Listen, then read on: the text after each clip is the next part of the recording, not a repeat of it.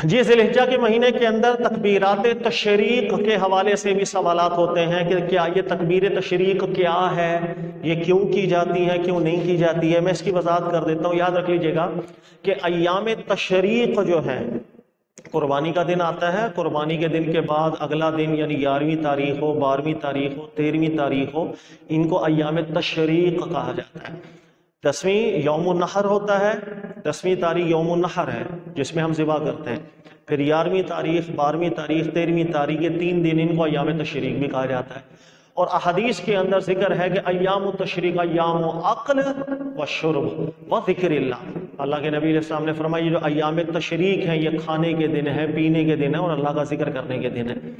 اس لیے ان دنوں کا روزہ رکھنے کی اجازت نہیں ہے۔ یاد رکھیے گا حج کا دن تھا اللہ کے نبی صلی اللہ علیہ وسلم کے زمانہ مبارک میں، تو حضرت علی رضی اللہ تعالیٰ عنہ کو اللہ کے نبی علیہ السلام نے حکم فرمایا کہ لوگوں میں اعلان کر دو کہ ایام تشریق کے دن کوئی روزہ نہ رکھے، بلکہ یہ ایام تشریق کھانے کے دن ہے، پینے کے دن ہے اور اللہ کا ذکر کرنے کے دن ہے۔ تو صحابہ کہتے ہیں کہ ہم نے حضرت علی کو دیکھا وہ اونٹ پر بیٹھے، جانور پر بیٹھے، اعلان کرتے پھر رہے تھے مینا کے اندر کہ اے لوگوں، اللہ کے نبی علیہ السلام نے فرمایا ان دنوں میں روزہ نہ رکھا جائے، یہ کھانے کے دن ہے، پینے کے دن ہے اللہ کی طرف سے اور اللہ کا ذکر کرنے کے دن ہے۔ یہ ایام تشریق کہلاتے ہیں۔ یاد رکھیے گا ایام تشریق کے اندر ذکر کرنا یہ خاص طور پر مستحب کام ہوتا ہے، اور 2 حیثیت کے اندر ذکر کیا جائے، اٹھتے بیٹھتے چلتے پھرتے جتنا اللہ کا ذکر کر سکیں آپ کر سکیں، جتنا کر سکیں کر سکیں۔ اور خاص طور پہ جب نماز پنجگانہ آپ پڑھیں تو ہر نماز کے بعد آپ جب ذکر کرتے ہیں، جیسے ہمارے یہاں رواج بھی ہے کہ 9 تاریخ سے لے کر پھر 13 تاریخ کی عصر تک ہر نماز کے بعد، ہر فرض نماز کے بعد بھی یہ ذکر کیا جاتا ہے۔ یہ بالکل ذکر صحابہ کرام کے دور سے چلتا ہوا آ رہا ہے، یہاں تک کہ ہر نماز کے بعد یہ ذکر کرنا یہ مستحب ہے یا واجب ہے، علماء میں یہ تک اختلاف۔ میں چند روایتیں آپ کو پڑھ دیتا ہوں، جیسے دیکھیے گا حضرت عمر فاروق رضی اللہ، بیہقی کی یہ روایت ہے، صحیح روایت ہے، کانا یکبر دبر صلاۃ الغداۃ من یوم العرفہ الی صلاۃ العصر فی آخر ایام تشریق، کہ 9 ذی الحجہ کی فجر کی نماز کے بعد سے حضرت عمر فاروق کو دیکھا گیا وہ ہر فرض نماز کے بعد 9 تاریخ کی فجر سے اور ایام تشریق آخری ایام تشریق کی عصر تک، یعنی 13 تاریخ کی عصر تک، یہ 5 دن بنتے ہیں، ہر نماز کے بعد وہ اللہ کا ذکر کر رہے ہوتے تھے۔ حضرت عمر فاروق سے بھی یہ دیکھا گیا۔ اچھا، مصنف ابن ابی شیبہ کی روایت ہے، صحیح روایت ہے حضرت علی رضی اللہ تعالیٰ عنہ سے، یہی روایت ہے یہ کہ حضرت علی کو بھی جب دیکھا گیا وہ 9 تاریخ عرفہ کی جب آتی فجر کے بعد سے ہر نماز کے بعد ذکر کرتے اور ایام تشریق کی آخری عصر تک وہ ذکر کر رہے ہوتے۔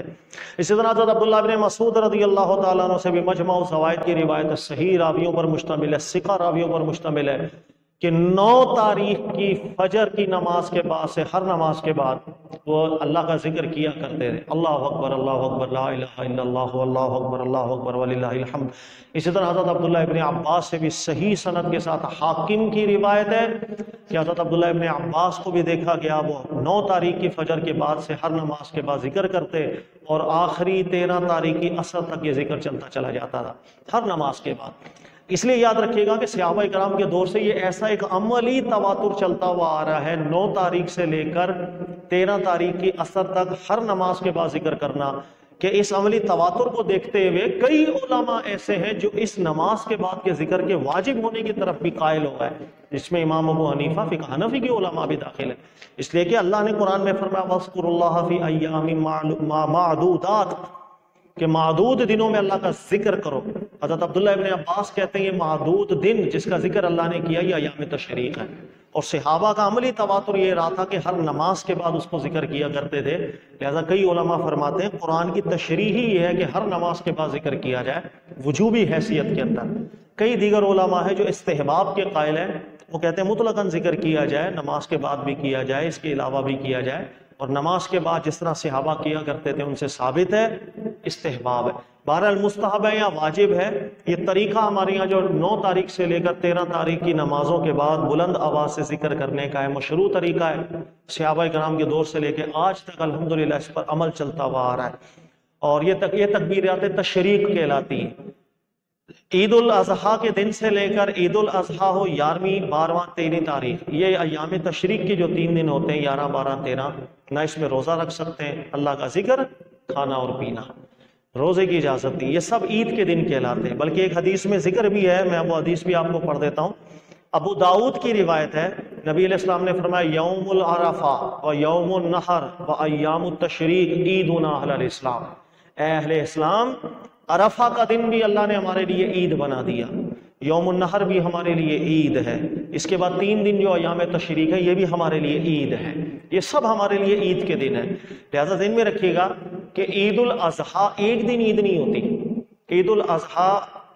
کا دن بھی عید ہے، اگلا دن بھی عید، پورے ایام تشریق پر عید کا اطلاق ہوتا ہے، یہاں تک کہ عرفہ کے دن پر بھی عید کا اطلاق ہوتا ہے۔ تو یہ عام طور پر لوگوں کو معلوم نہیں، یوم عرفہ اہل عرفہ والوں کے لیے عید ہوتی ہے، اور اس کے علاوہ یوم النحر بھی ہمارے لیے عید ہے، ایام تشریق بھی ہمارے لیے عید ہے۔ اللہ تعالیٰ سمجھنے کی توفیق عطا فرمائے، اور ایام تشریق ہو یا عشرہ ذی الحجہ ہو، اس کے اندر اللہ رب العزت کثرت کے ساتھ ذکر کرنے کی توفیق دے۔ جزاک اللہ۔